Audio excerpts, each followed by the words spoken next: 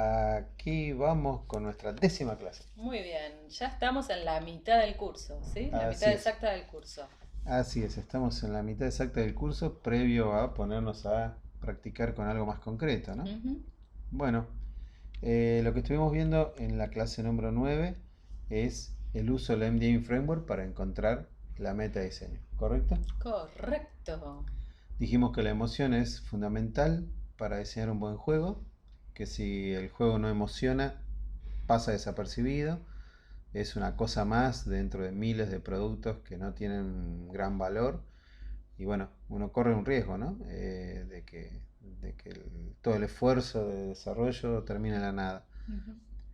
Por eso usamos el MDA Framework para poder identificar esas emociones que son las que producen una experiencia determinada en el jugador. Y dijimos que el MDA Framework tiene estos tres componentes: mecánica, dinámica y estética, que nosotros naturalmente vamos a empezar a pensar siempre en las reglas, o sea, en las mecánicas, pero que en realidad, según el framework, Ujú. y en eso estamos muy de acuerdo, Sí. empezamos al revés, por donde ve el jugador, es decir, por la estética, y después podemos definir las mecánicas. Así que como metodología o como recomendación nosotros hacemos primero la identificación de las emociones usando el MDA Framework, ¿verdad? Después listamos las situaciones que van a conducir o van a generar ese tipo de emociones, ¿sí? Y a partir de ahí recién Pensamos en las mecánicas. pensamos las mecánicas que van a generar esas situaciones.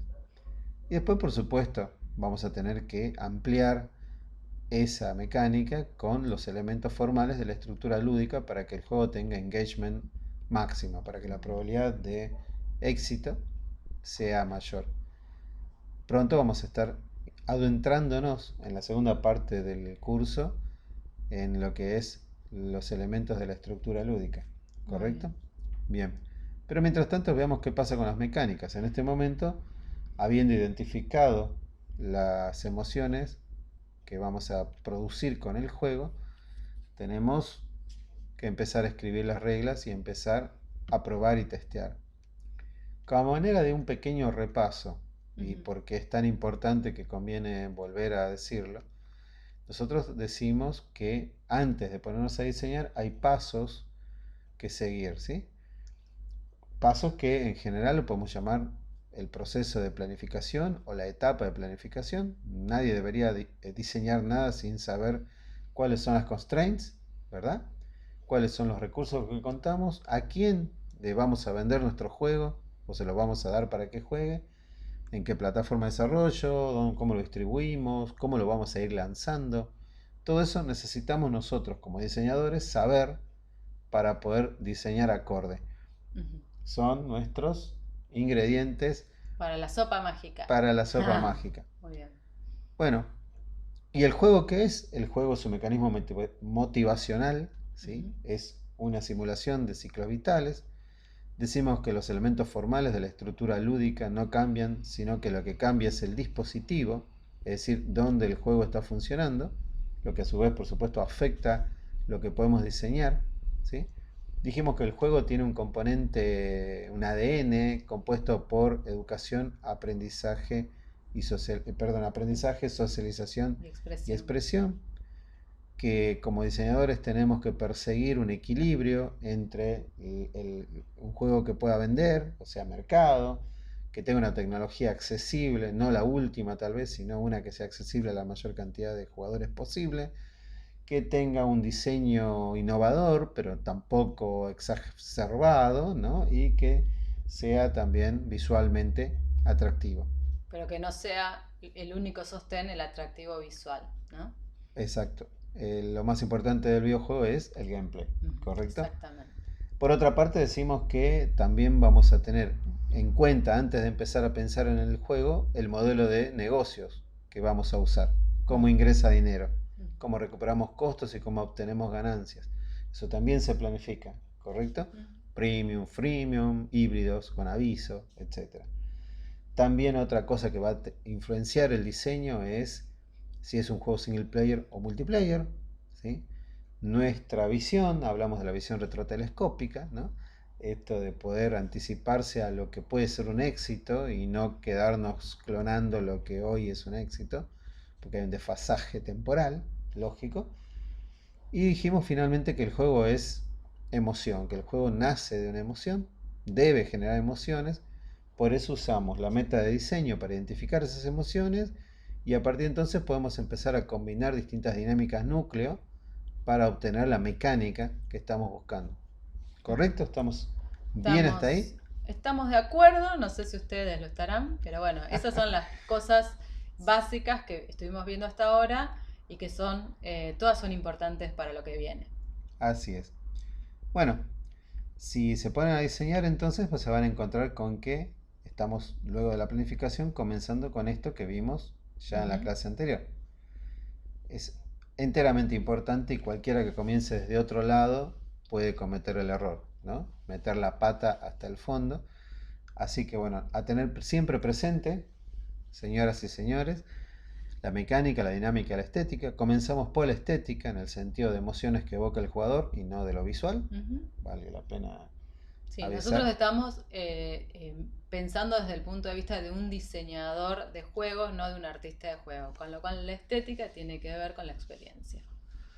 Correcto. Y además nos permitimos agregar estos tres elementos de ADN del juego al framework. Porque nos dimos cuenta que en el proceso de diseñar es como una herramienta que complementa y permite profundizar el concepto del juego. Y siempre hablando todo esto antes de comenzar con las mecánicas. Ujú. ¿Por qué? Decimos, bueno, usamos mecánica dinámica y estética para identificar las emociones, pero a eso tenemos que agregarle el aprendizaje, la socialización y la expresión como elementos que hoy se consideran divertidos y se consideran importantes. Casi toda nuestra sociedad actual está acostumbrada hoy, ¿sí?, a mecanismos de este tipo. Entonces, bueno, nosotros simplemente estamos acompañando la manera en que las personas consumen contenido, ¿sí? No estamos forzándolos a nada, sino simplemente sincronizando con esa forma de consumir contenidos. Bueno, el aprendizaje, la socialización y la expresión son elementos fundamentales que deberían estar en cualquier juego, ¿no? Dicho sea de paso, porque algunas veces surge la pregunta, esto también es válido para aplicaciones, que no son Claro. esencialmente juegos. Ujú. Así que bueno, tomarlo en cuenta, ¿no? Es válido, diríamos que para todo, Sí, in- casi para todos. casi para todo, incluyendo una simple web, también se puede beneficiar de aplicar el framework del MDA y complementarlo con el ADN del juego, ¿sí? Bueno, para las mecánicas podemos usar, ya sabemos, las 10 dinámicas núcleo que nombran Braithwaite y Shriver, pero todo esto, bueno, en algún momento también lo dijimos, la búsqueda de la mecánica casi que viene derivada de lo que es el MDA Framework, sobre todo su estética, ¿no? Bueno, así que nosotros vamos a ver de dónde sale esa mecánica. Ahí entran en juego muchas cosas. Si a nosotros nos gusta determinado género, vamos a intentar ir por ese lado. Tal vez descubrimos que algo que funciona y no es precisamente lo que pensábamos en hacer inicialmente es lo que mejor se ajusta al framework. Entonces decimos, bueno, dale, vamos por ese lado. El objetivo del game designer tiene que ser generar la mejor experiencia de gameplay posible, ¿verdad? Sí.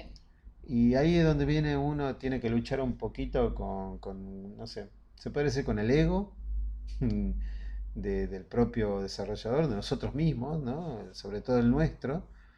Nos tenemos que ver a nosotros mismos como instrumentos para el equipo de desarrollo y no como dueños del proyecto. Alguna vez lo dijimos, pero vale la pena volver a sobre eso, ¿no? Así que tenemos que desenamorarnos y trabajar un poco más, se podría decir, científicamente. Tenemos que buscar el mejor gameplay, el mejor mecanismo que se ajuste a esa meta de diseño. Puede que no nos guste ni siquiera el género, y de hecho va a pasar, ¿no? Si ustedes trabajan para un estudio, empiezan a trabajar en una empresa, muy probablemente trabajen en proyectos con los que jamás hubieran pensado, ¿no? Por Ujú. ejemplo, no sé, tenés que hacer un juego para chicos que no es lo que te gusta o tenés que hacer un juego para educar y tampoco es lo que realmente te gusta o tenés que hacer, ¿no? No sé, en una época bromeábamos con que entrabas a trabajar en un estudio y te tocaba trabajar en, no sé, en Barbie Fashion Designer 4, ¿no? Y lo tenés que Y hacer lo tenés lo que hacer. mejor posible, dando Y, lo mejor. y te tiene que dar bueno, Mm. te tiene que Tiene dar que dar bueno, bueno. ¿no? Ese es el desafío. Ujú. Así que hay un desapego necesario para el oficio por parte del diseñador. Nosotros tenemos que aprender a alejarnos y ver desde lejos. Simplemente estamos haciendo nuestra sopa mágica, ¿correcto? Ujú. Bueno, una vez que estamos trabajando en la mecánica del juego, esa mecánica viene de la estética, nosotros empezamos a probar la mecánica del juego. ¿Cómo la probamos? Testeando, probándola a través de un prototipo que puede ser un prototipo analógico, es decir, hecho de la manera que podamos, que nos sirva para representar determinadas partes del juego o todo el juego en algunos casos. Entonces usamos algo parecido a prototipos de juegos de mesa, ¿sí? Eh, no necesariamente es así, pero bueno, uno en realidad lo que necesita es encontrar y probar ideas.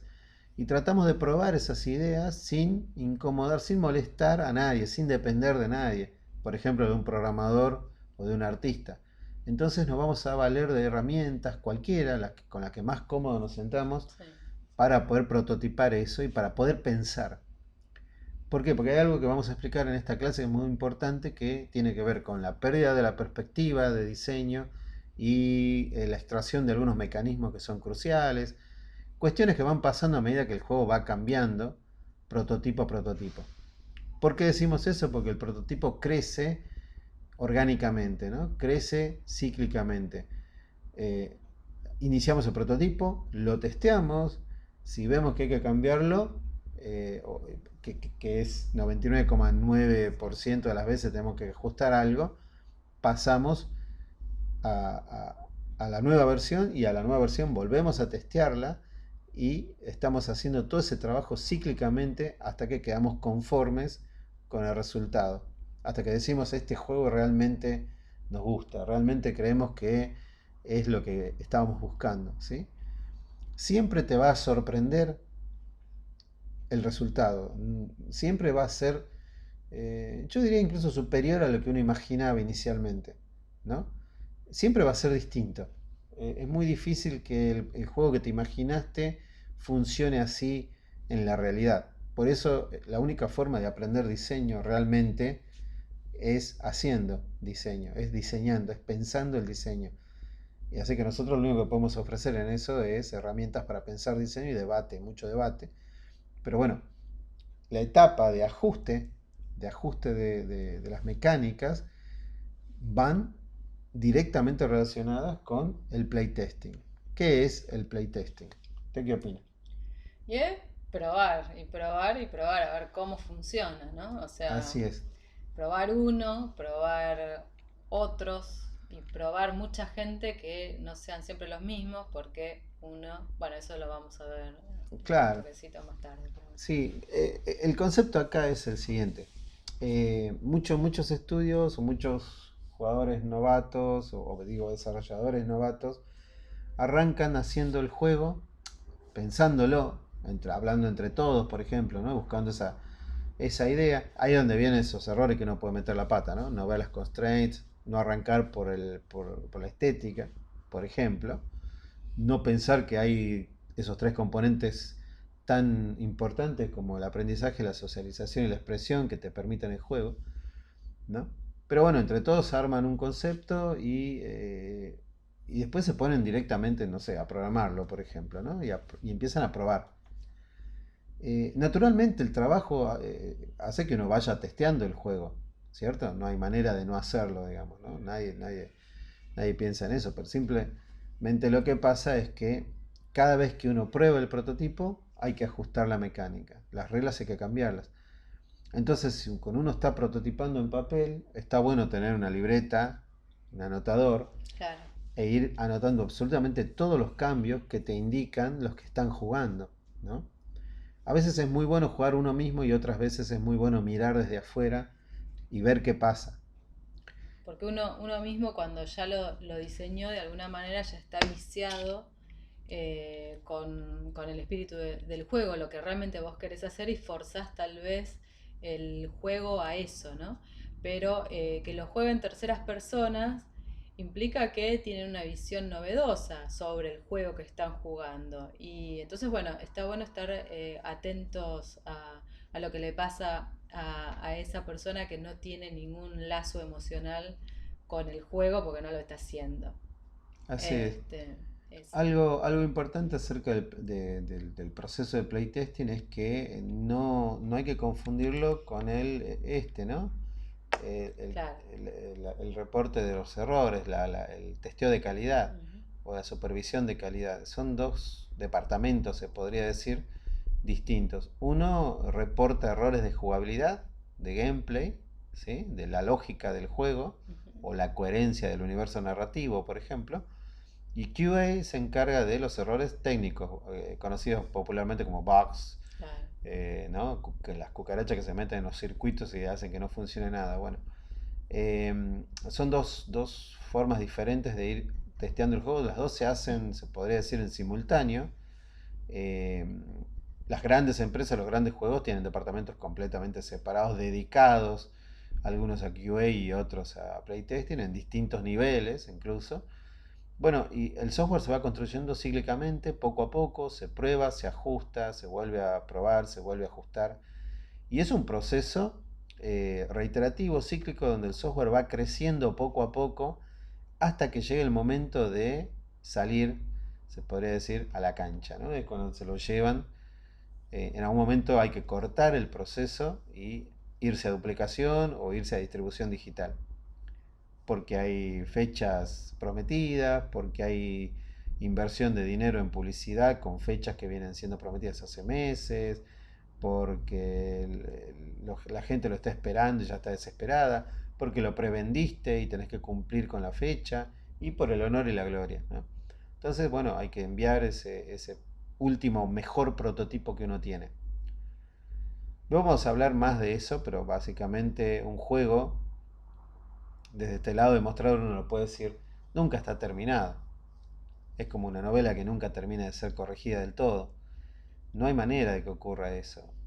Así que los productos que los muggles reciben, perdón, que nosotros recibimos cuando compramos un juego, en realidad es el mejor prototipo Claro. que tenía el estudio o la empresa cuando llegó 1 o 2 meses previos a la fecha de lanzamiento. Es ahí cuando se va el juego del equipo, ¿no? Necesitan generalmente 30 días, 60, 45 días entre que el último mejor prototipo se va a duplicación o a distribución digital, que es más o menos lo mismo, Ujú. y bueno, y sale, ¿no? En ese lapso, ¿qué hace el equipo de desarrollo? Y bueno, sigue trabajando, sigue haciendo lo mismo que hacía, A destajo sigue laburando, porque muchas veces claro. los prototipos que se envían, digamos, para duplicación o distribución tienen muchos errores. Entonces hay como que esos días que todavía no llegó al usuario, ¿no? Hay que laburar como para hacer los parches y que el usuario apenas lo instale ya le estén bajando todas las... Así es, los 2 gigas de Claro, parche que te bajan el primer día, ¿no? El First Day Patch. claro. Eso tiene que ver con esto que les estamos contando, el último prototipo, el que va a Gold, como se dice normalmente, el que va a duplicación, el Master del juego, es en realidad un prototipo muy bueno, pero no es el juego terminado ni está faltos de errores, ¿no? Por eso el equipo sigue, porque el equipo en realidad sabe qué errores tiene con el juego se va a duplicación.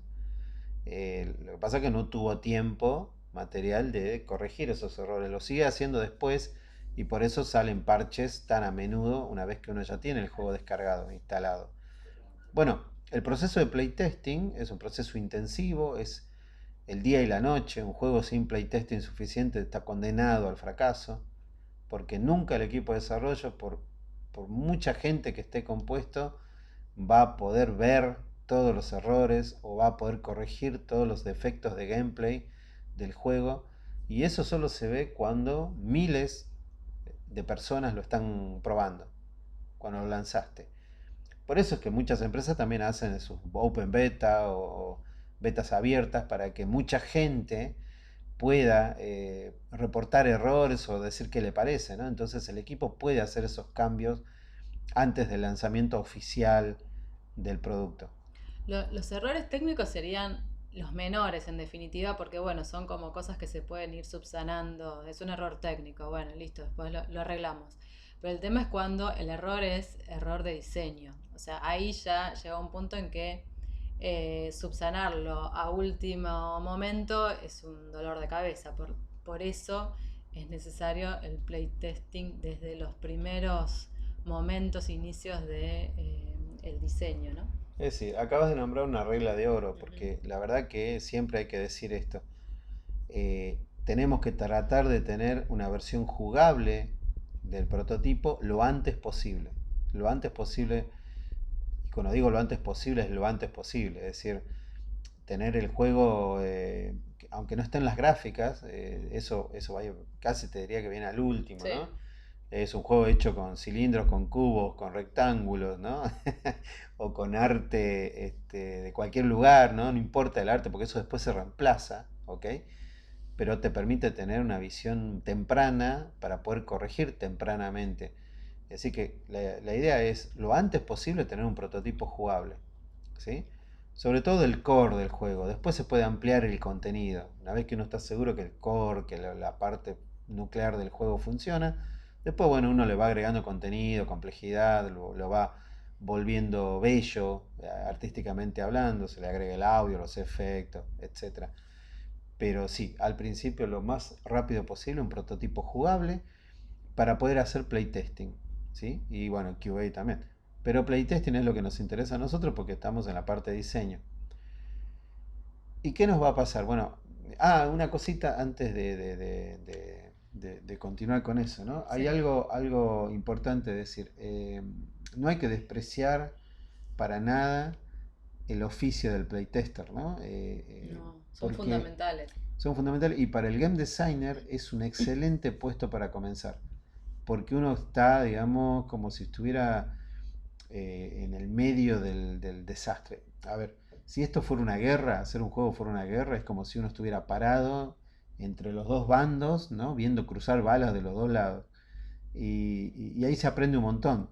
Claro, Eh, vos estás en la colina, ¿no? Con los binoculares mirando, ¿no? ese es Ah, el, acá hizo mal Ese es el game Claro, designer. Está con los claro, binoculares en la colina del general, ¿no? claro, El productor también está ahí. Mira, no sé, desde arriba, y dice, mira, se están matando allá abajo, ¿no? claro. Claro. ¿Qué hace esa Sí, columna? allá abajo está Claro, la gente, se está matando, ¿no? Está claro. arrancando los dientes Mm. a hachazos.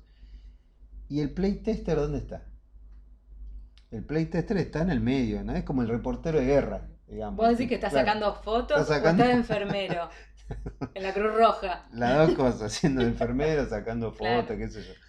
Es un excelente puesto porque ahí Mm. uno ve todo, ve cómo trabajan los diseñadores, cómo trabajan los programadores, los artistas, cómo se pelean, digo, cómo se coordinan entre sí, ¿no? Es un puesto muy interesante de cubrir durante un tiempo largo.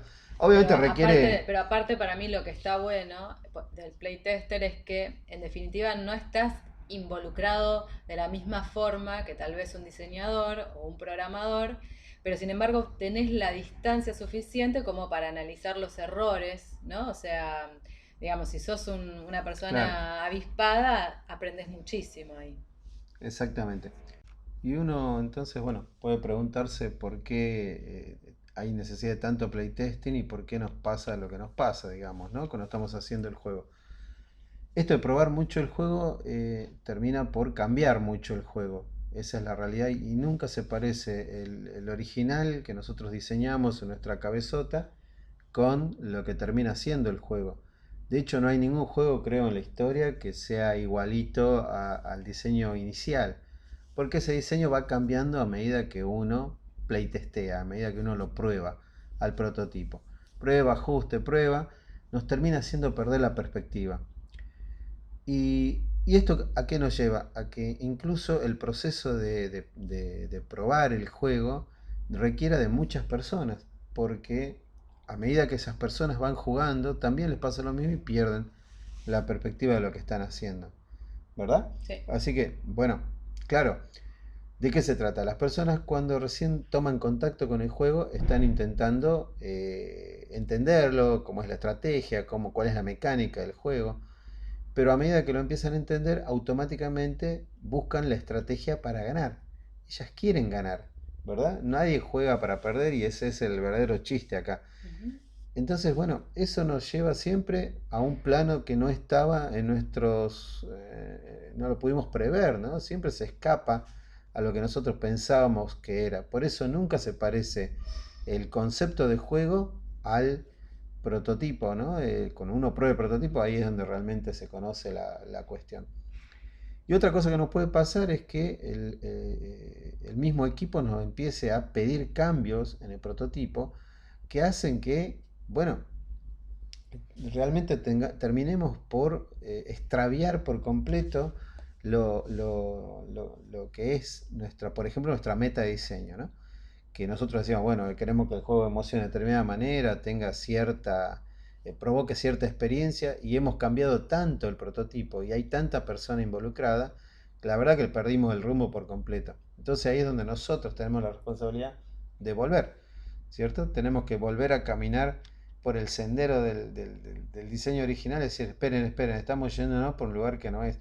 Por más que el playtesting diga una cosa, también hay que tener siempre presente que la meta de diseño por ahí es lo que más nos importa, porque si Claro. no, ahí es donde perdemos por completo todo el timón, ¿no? Y bueno, puede llegar a ser una cosa que, bueno, no podemos decir que puede estar mala, pero tampoco va a estar tal cual como nosotros nos habíamos imaginado. Bueno, así que vamos convirtiendo este trabajo cíclico y de prueba y ajuste en el verdadero ciclo de diseño, ¿sí? ¿Qué va a pasar cuando, en otro caso, ¿no? Además del playtesting natural, lo que te hace perder la perspectiva y te hace perder cosas como la meta de diseño, o por ejemplo te puede hacer perder hasta el modelo de monetización, porque de golpe el equipo dice, "Oh, no, no llegamos, vamos a quitar esta parte, vamos a sacar estos elementos del store, por ejemplo, ¿no?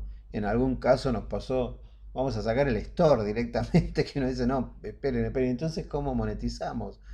O como nosotros somos los responsables de que el juego monetice en general, ¿cierto? Tenemos que estar muy pendientes de eso. El mecanismo que nosotros armamos es como un mecanismo de relojería, si está bien diseñado, si tiene todos los elementos de la estructura lúdica. De manera que si uno quita partes, quita engranajes, el mecanismo puede dejar de funcionar como estaba previsto. Y ahí es donde nosotros nos tenemos que poner, bueno, un poquito más pilas, ¿no? Decir, bueno, a ver, ¿cómo vamos a hacer para que no se rompa ese mecanismo? Es muy fácil perderse, ¿no? En esta especie de niebla que es el proceso de desarrollo, conceptualmente hablando, desde el punto de vista del diseño. Por eso siempre nos vamos a confiar en nuestra herramienta favorita, que es la estructura lúdica. No podemos perdernos de eso porque ahí es donde uno queda realmente perdido, ¿no?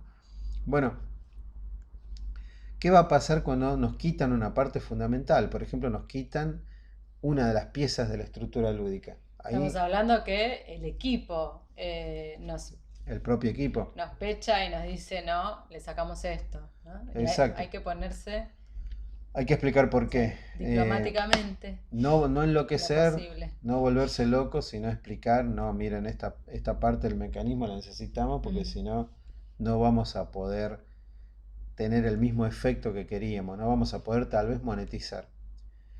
Y si es absolutamente necesario, porque los tiempos lo exigen, porque el cliente nos exige una entrega, etcétera, bueno, ahí viene la parte en la que en lugar de desesperarnos vamos a tener que rediseñar. claro. Rediseñar en realidad es parte, casi yo diría parte del oficio, es como respirar. Nosotros permanentemente rediseñamos. Hay un concepto por ahí medio bastante falso que dice que uno diseña el juego y listo, después lo haces. En realidad el proceso de rediseño es constante a lo largo de todo el juego y posterior al lanzamiento del juego, porque la vida del juego comienza, podría decirse para el público, cuando uno lanza el juego al store, ¿no? Ujú. O lo empieza a distribuir. Entonces hay un rediseño constante, el diseñador está todo el tiempo en el equipo. es el último que se va, si lo quieren ver de esa forma. Está todo el tiempo rediseñando porque requiere una atención específica en un montón de áreas donde solo somos nosotros los responsables. Siempre nos va a ayudar quién. La estructura lúdica. Muy bien. Así que Es como Super Hijitus, ¿no? es como los Estructura super lúdica. hijitos, es como la estructura lúdica, es No como sé nuestro super hijito. si la gente que no es Y argentina conoce a no, Super no, Hijitus. No sé, no, ¿cómo la van a conocer? no sé qué sabes. Creo No, no. Uy, que mire un mate. trascendió los límites de nuestro país. Veo un mate allá, un mate a su Ajá, derecha, ¿sí? sí. Y no me tira un mate por acá. Ah, pero acá tenemos uno Dele, listo. tíreme uno, bueno. Bueno, como para amenizar un poco, Ujú. ¿no? Bueno, esas son las cosas que nos pueden pasar. Pérdida de la perspectiva, que el playtesting no lo hagamos a conciencia o no lo hagamos con gente muy diferente para poder tener una visión más clara. También nos puede pasar otro error de diseño y al ajustar y al crear las reglas, nos puede pasar algo que llamamos el peligro o el error de las mecánicas combinadas, ¿no? Que es cuando, bueno, ¿qué hacen muchos diseñadores? Dicen, bueno, este juego de acá tuvo éxito por tal motivo y este otro juego de acá también tuvo éxito y en el pasado aquel otro juego tuvo éxito, ¿no? Entonces hacen un Frankenstein. Entonces hacemos un Frankie, ¿no? Y lo parchamos y a veces te sale bien, por Sí. supuesto. Muchos de los juegos modernos, por ejemplo, toman clásicos del pasado y los modernizan, por ejemplo, metiéndole condimento social. Por ejemplo, uno podría decir que un Candy Crush es el típico Match 3, como Bejeweled fue en su momento, solo que con elementos de interacción social, donde, por ejemplo, usa tus contactos como recursos, ¿no? Ujú. Y en ese sentido, bueno, es original a su manera, no es que reinventa la rueda, No. pero es una cosa nueva, ¿no? Que agrega elementos nuevos. Mm. Pero bueno, ¿cuáles son los peligros de las mecánicas combinadas? Cuando le apuntamos en un mismo juego, combinamos distintas core dynamics y distintas mecánicas de éxito y no conformamos ni a uno ni a otro, ¿no? Ejemplo. Por ejemplo, decimos, bueno, una aventura gráfica la mezclamos con un arcade, ¿no? A la gente que le gusta la aventura gráfica, Claro, no quiere estar poniéndose a apuntar claro, y darle en el blanco porque tal vez es un queso haciendo eso. exacto, Pierde todo juega, el tiempo. juega para otra Claro, cosa, juega juega para otra para la cosa. historia, para los diálogos, para la Ujú. ambientación, para divertirse, para resolver enigmas de ingenio, ¿no? Y no para reventarse a tiros con un zombie. Claro. Y viceversa, el tipo que está queriendo pasarlo bien y reventando zombies, No quiere que lo hagan pensar demasiado, ¿no? Tipo, tenés que claro, resolver un enigma no le pongas claro. ¿no? Un- un enigma así de un libro para leer, ¿no? Y que tiene que resolver un enigma el tipo. Y el Claro, tipo lo que quiere es masacrar gente. claro, claro, quiere liberar energía. Exactamente. O bueno, cualquier combinación donde se mezcle lo que es la psicomotricidad, por ahí que requiere un arcade, con el ingenio que requiere un juego de puzzle, por ejemplo. Va a ser muy difícil mezclarlos y agradar a todo el mundo, ¿no? Hay casos de juegos que han intentado mezclar un montón de géneros con resultados muy magros, ¿no? Muy, muy feos. Sí, si Pero se bueno, mezcla, se tiene que hacer a conciencia y tratar de claro, generar un resultado interesante. Si no, la verdad es exactamente. preferible no meterse. Así es, así es. Bueno, teniendo en cuenta todas esas cuestiones que estuvimos viendo, ¿no? Pérdida de la perspectiva, ajuste temprano de la etapa de desarrollo, tener prototipos lo antes posible, rediseñar permanentemente, no desesperar, no permitir tampoco que nos quiten elementos clave del mecanismo, porque sabemos que puede afectar el desempeño del juego, Ujú. etcétera. Bueno, hay técnicas que uno va, que van surgiendo, que va usando en el proceso de playtesting, de prueba y error y de prueba reiterativa y de ajuste de las reglas, que tienen que ver con esto que vemos en pantalla. Muchas veces, pero muchas veces, no vayan a creer ustedes, señor y señor, muchísimas veces es mejor quitar reglas, ¿sí? Que agregar Yo reglas. diría casi siempre. Casi siempre, los juegos más lindos son los que tienen menos reglas en realidad. Ujú. Y sí. Eh, Más lindo es hasta para el jugador, ¿no? Que no tiene que claro, estar como aprendiéndose un fárrago de cosas. sí, sí, por eso decimos a veces que menos Ujú. es mejor, ¿no? Sí. Este, Menos es más, se menos dice es también. más, también se dice. Así es. Desde el punto de vista del diseño, digamos, con uno es un novato, ¿no? Peluche, diríamos. Con uno es un peluche. eh, Imagina de alguna forma, porque a mí me pasó, me pasa de hecho, ¿no? Pues yo soy bastante peluche también. Me pasa que uno tiende a pensar que el juego más profundo, más interesante es el que más reglas tiene, ¿no? Y pensemos solamente, qué sé yo, en juegos como el ajedrez o las damas, más sencillo todavía. Tienen tres reglas locas, Sí. ¿sí?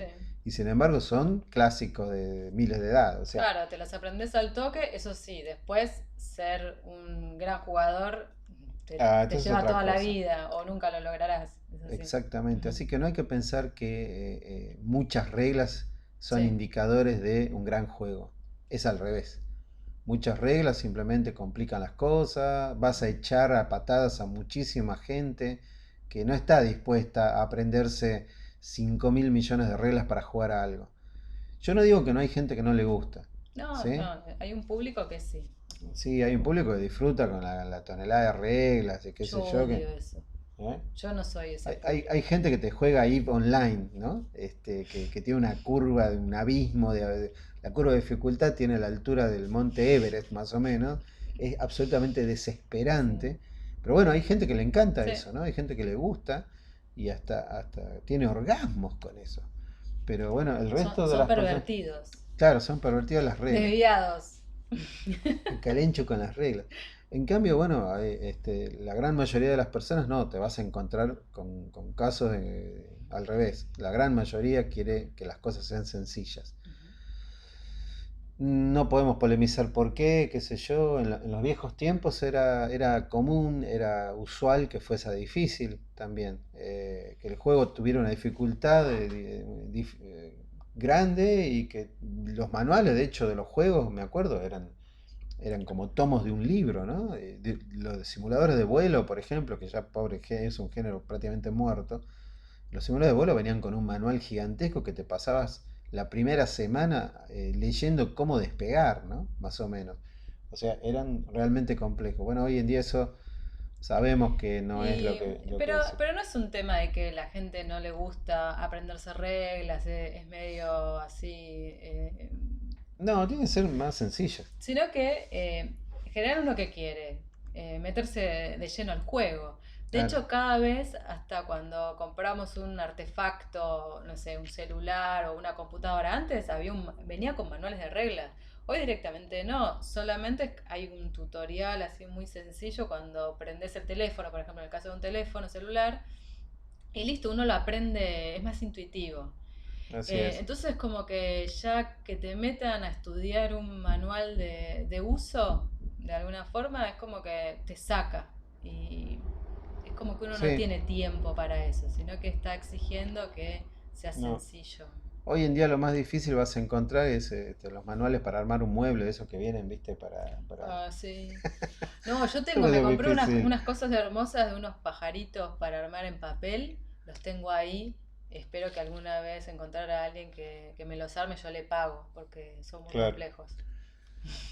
Bueno, recordemos entonces, quitar es mejor. Se van a encontrar que siempre el primer concepto, los primeros momentos del concepto del juego, tiene una cantidad demasiado grande de reglas. Mm. Hay que empezar a quitar. Y tenemos dos problemas ahí. Uno, que no podemos quitar reglas si no sabemos que funcionan. Y eso solo con playtesting, como dijimos, ¿sí? Otra, que nosotros diseñadores tendemos a enamorarnos de las reglas que hacemos, la verdad, y nos cuesta quitarlas. Por eso decíamos, hay que mirar desde afuera, ¿no? Apartarse, decir, bueno, es mi trabajo y no es un hijo, ¿no? Es mi trabajo. Hay que practicar el desapego, Como decía ¿no? Indra Devi, correcto, hay Ah, que eso lo decía Indra Devi. Indra Devi, ¿usted no sabía? No, Sí, sí, yo porque hacía yoga. claro, no, yo Este, te oía decir varias veces esa claro. frase y me gustó. Así es, hay que practicar el desapego con todo. Bueno, lo posible, ¿no? Así que quitar reglas muchas veces mejora el gameplay del prototipo. La otra es la inversión de las reglas, ¿correcto? Ujú. Podemos invertir reglas. ¿Qué pasa si las pongo al revés? ¿Qué pasa si hago esto primero? ¿Qué pasa si esto que yo creía que funcionaba, al probarlo me doy cuenta que funciona mejor al revés? Y bueno, lo que hago es simplemente hacerle caso a la gente, al Sí. que testea. Ujú. Nosotros siempre vamos a estar enamorados de la idea que tuvimos y nos va a costar mucho cambiarla, ¿no? Y tal Pero es vez invertir necesario cambiarla. tal vez invertir las reglas, por ejemplo, o quitarlas. No hay que esperar a que en un playtesting la gente diga, no, esto es un quilombo, perdón la palabra. Este, Qué bárbaro.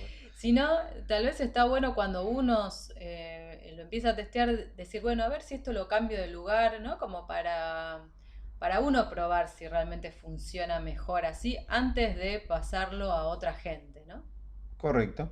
Así que probar al revés Ujú. es una buena idea. Y Claro. otra buena idea es la última, ¿no? La de volver un recurso limitado o ilimitado.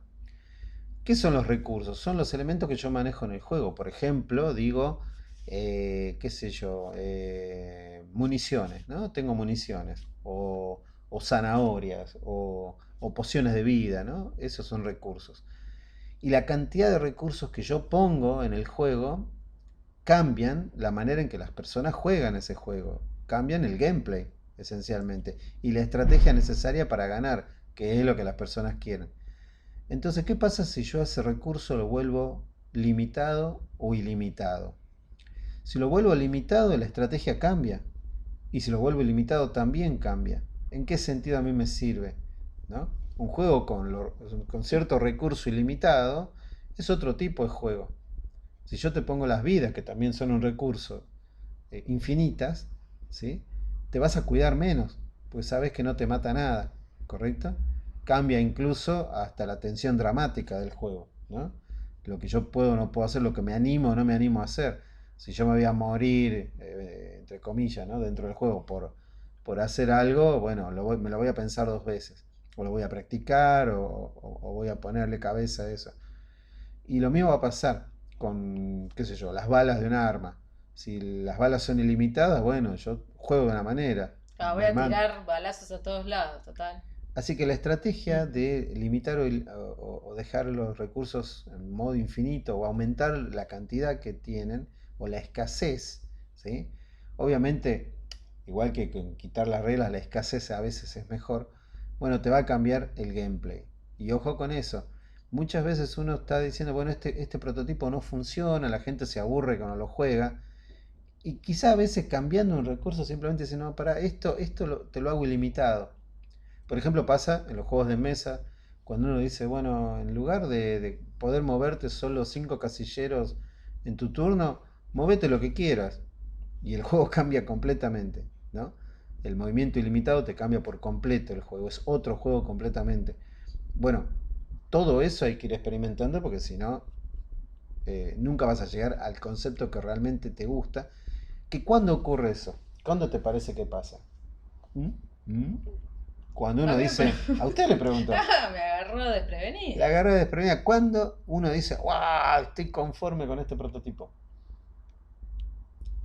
No sabe, la verdad, es una No, vergüenza. qué Bueno, vergüenza. No sé, pero me parece que la pregunta no está bien es media armada. capciosa, Es sí. capciosa, No, claro. Es cuando uno realmente considera que logró la estética que se propuso. O a mí sea, me que pasa, esa dinámica de las... claro. Ah, bueno, está Ah, muy bien. bien, No, ah, no, bueno. bueno, sí. A mí me pasa cuando uno dice, "Uy, qué bueno que está este concepto, cómo me gustaría jugarlo, cómo me gustaría que este videojuego exista de verdad, o Ujú. este juego de mesa, o este de rol, o estas cartas. Ahí es cuando uno dice, ah, está buenísimo, hagámoslo, ¿no? Bueno, en ese caso uno empieza a decir, bueno, esto me está gustando. Me está gustando de tal manera que yo podría ya, Que me emociona, que me ¿no? emociona, ¿no? Que Ujú. me pone loco, que ahí es donde digo, bueno, vamos a empezar a hacerlo de verdad. Hacerlo de verdad implica empezar a producir el arte, empezar a producir la programación y empezar el ciclo de desarrollo propiamente dicho, ¿no? Pero bueno, hasta que ese momento no llega, ¿sí? Y es un buen indicador, porque uno está así, más o menos, bueno, sí, está bueno, pero si uno dice algo así, es porque el juego no sirve. Sí, Uno le tiene que falta decir, algo. Mm. vos tenés que decir, no puedes ni dormir con el juego está bueno, ¿sí? De la emoción que tenés. Bueno, el concepto, ¿no? Me refiero. Eh, y bueno, hay que hacer prototipos y probar, probar y probar. Por eso los vamos a invitar a hacer prototipos en unos minutos. Antes vamos a volver a insistir en algo muy importante que hemos visto que falla todo el mundo. Esto. a que no saben qué es, ¿cierto? Las métricas, tiene que haber métricas. Cuando uno está haciendo un prototipo analógico o de mesa o un pequeño prototipo digital, ¿no? Las primeras fases tempranas de desarrollo, donde hemos dicho, bueno, lo ideal es tener todo, tener el prototipo jugable lo antes posible para poder hacer los ajustes y para poder playtestearlo. Bueno, eh, ¿cómo hacemos? Bueno, con una libreta y con esto, ¿no? Con una lapicera. Esa es la métrica. La métrica te la da la gente. La gente en la que uno le pone el juego y lo empiezan a jugar. Y ahí ya vienen, no sé, como que las primeras emociones vienen ahí. Porque la gente empieza a matarse de risa, normalmente, con el juego, con tu prototipo, ¿no? Y decís, bueno, esto está funcionando. Y después ves que la gente empieza a hacer cosas que no estaban previstas por vos porque no habías pensado que iban a hacer eso, ¿no? Como no hace mucho estábamos haciendo una sala de escape, ¿no? Como final de cursada, y bueno, habíamos usado, bueno, era una sala de escape, se llamaba lobotomía, ¿no? Y era una celda, tenías que escaparte de ahí. Saben, creo que todo el mundo debe saber lo que es una sala de escape, y si no, lo digo rápidamente. Es un cuarto de verdad, una habitación física, donde uno encierra a 3 4 personas, por ejemplo, y tienen que descubrir una serie de enigmas para abrir la puerta antes de una hora o media hora Claro. de juego. Antes de que se corte el tiempo estipulado. Es un juego físico, sí, nacido en Sí. 2009 en Japón, un chino, digo, de un japonés que se Japón. llama Kato. Cato. Kato inventó. Como. Cato no era el japonés ese el inspector Clouseau, el de la Pantera Rosa. ¿No era Cato? Kato era, ¿Era no, Cato el japonés? no era Kato. ¿No? Kato era, no me Bueno, no acuerdo. me acuerdo, tal vez estoy diciendo cualquier Yo me cosa. acuerdo del Kato de Ginsburg, uno que lo mutilaban. Perdón, es una cosa muy vieja. Esto, Esto, pásenlo de corten, largo, sí. corten, editen. Bueno, eh, bueno, y nosotros habíamos comprado estas lapiceras que son con luz ultravioleta Ujú. para poner pistas en la oscuridad y qué sé yo, ¿no? Y habíamos tapado un maniquí y habíamos puesto como unas cosas horribles ahí porque era toda una temática tenebrosa con un trapo negro, cosa que cuando la gente sacaba el trapo negro veía ahí unas tripas, unas cosas que le asomaban en la cabeza cortada de un maniquí, ¿no? Era una cosa así muy loca. Y bueno, habíamos descubierto un error de diseño. La gente necesitaba apagar la luz de la celda para usar la Claro, linterna. Y cuando apagaban la luz, había un par que andaban con la linternita y los otros tenían que esperar en la oscuridad, ¿no? Lo estábamos haciendo esperar. Eso no era una decisión claro, interesante. no, No era una no. decisión interesante. Pero después descubrimos, uno de los grupos que entró a testear, agarró el trapo negro ese que nosotros lo habíamos puesto solo para asustar y andaban escondidos dentro de la cosa con la linternita y los demás podían seguir Claro, estuvo explorando. muy bien eso. Y dijimos, wow, esto no lo habíamos pensado nosotros inicialmente y sin embargo la gente encuentra ese tipo de estrategias, ¿no? Y bueno, a lo mejor te puede cambiar las cosas y uno puede ajustar el Claro. diseño a partir de ahí, ¿no? ¿Cómo avivás a los nuevos? Le pones, no sé, la tela, no sé. Alguna manera, algo vas a encontrar y eso Fíjate solo en surge, en el trapo negro, una voz en off que diga eso. fíjate en el trapo Fíjate en negro. el trapo negro. Claro, exactamente. Bueno, teníamos voces de fondo, Bueno, gritos, por eso. sonidos de El taladro, todo. trapo negro, claro, una cosa así. Bueno, recordemos, las métricas, el tracking Ujú. de los datos del software nos van a ayudar a seguir haciendo ese ajuste. Primero, con el prototipo analógico, uno con la libreta en la mano y la gente que juega, ¿sí? Después, ya con la gente que video juega el prototipo, y ahí en lo posible ya el software tiene que empezar a tirar métricas, ¿sí? O sea, que a los programadores lo tenemos que perseguir desde el principio para que empiecen a introducir sistemas de métrica en el prototipo, aunque todavía se vea feo y todavía esté hecho con figuras geométricas, ¿sí? Pero ya está buenísimo que haya un prototipo jugable muy rápido y que también tire métricas. ¿Ok? Sí, ¿Qué dice ahí? Bien. lo que siempre decimos. Sin Sí, métricas no hay juego, así ¿no? No es. hay videojuego, por lo menos. Sí. Bueno, y ahora vamos a lo bife, diría el poeta. La verdad es que, como dijimos ya en la primera clase, a diseñar se aprende pensando diseño y practicando, ¿correcto? Ujú. Así que nuestro trabajo práctico número uno consiste en diseñar un prototipo analógico. O sea, en papel. En papel, O sí, donde exactamente. quieran, pero en papel. Papel En y papel. lápiz. En papel porque no le vamos a pedir que Mm, agarren un software de edición, por más fáciles que sean algunos, todavía porque, bueno, se trata esto de una cuestión conceptual, es lo que tenemos que cambiar en nuestra cabeza. Entonces, bueno, les vamos a pedir que lean en el aula virtual el documento que les dejamos, después vean el video. eh, Traten de no solo de seguir viendo las cosas, o sea, nos gustaría que no sigan viendo más lecciones hasta no comenzar a pensar, a diseñar este prototipo, ¿sí? Porque es la única manera que van a aprender y van a entrar todos los conceptos en serio. Haciendo, pensando, equivocándose, ¿sí? Poniéndolo a prueba. Hagan el prototipo, lo hacen en papel, utilizan daditos, miren mis daditos, ¿eh? Utilizan daditos, utilizan amigos, parientes y los ponen a probar el prototipo. El prototipo analógico, como van a poder leer y ver, no es necesario que sea todo un juego completo, puede ser una pequeña parte, claro. como un sistema de combate, un sistema de cocinar, un sistema de movimiento, no sé, lo que ustedes necesiten testear. Y recuerden que es para obtener ideas, para pulir ideas, para encontrar ideas, para pensar diseño, para ver de qué manera lo que uno piensa no es lo que ocurre cuando uno prueba, ¿sí? Se van a dar cuenta que invariablemente las personas encuentran una estrategia y eso altera el gameplay que tenés que producir. ¿Correcto? Sí, en general, para que les quede claro un poco el tema del prototipo analógico, nosotros siempre les decimos, no se pongan a hacer cosas lindas, no se pongan con gráficos, no se pongan con, no sé, figurillas, no sé si alguien hace algo en 3D. No, esto es garabato, ¿sí?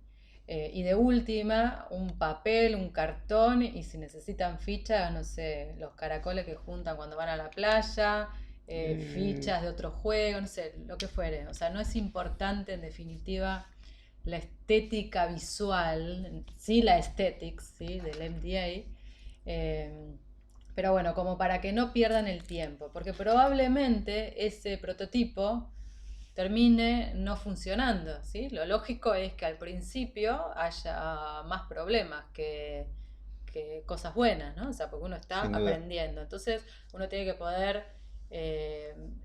descartarlo rápido sin se te piante un lagrimón porque estuviste horas y horas y horas haciendo todo lindo, ¿no? Bueno, eso es importante. Soy pesado con las métricas, ¿no? Bueno, siempre dejemos lo que nos gusta en el juego y eliminemos lo que no, ¿sí? Aunque nos duela, aunque estemos enamorados de Ujú. determinada regla, es la gente la que marca lo que está bueno y lo que está malo, ¿ok? Así que, bueno, otra cosa la debatiremos en la mesa de ayuda.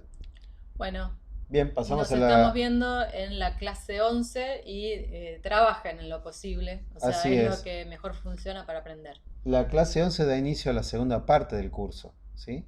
Hasta acá hemos hecho planificación y los primeros prototipos. Claro. Intenten trabajar en los prototipos, pasen por la experiencia, no se queden mirando solamente estos videos, sino que pongan manos a la obra, ¿ok? Cualquier cosa lo discutimos en vivo. Nos vemos pronto. Nos vemos. Hasta luego.